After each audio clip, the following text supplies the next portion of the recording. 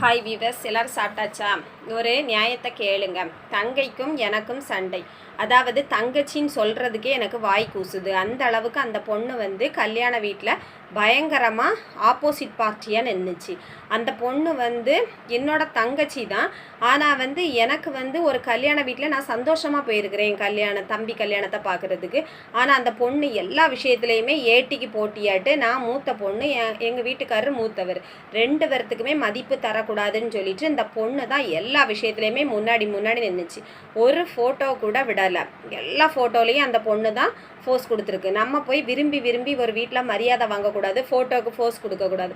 நான் அவங்க சொன்னக்கூடிய சின்ன வேலைகளை செஞ்சுட்டு நான் அந்த பொண்ணுக்கிட்ட விட்டு கொடுக்கக்கூடாதுன்னு என் உரிமையை நான் விட்டு கொடுக்கவே இல்லை. எல்லா விஷயத்துலையும் நானும் கொஞ்சம் முன்னாடி நிற்க தான் செஞ்சேன்.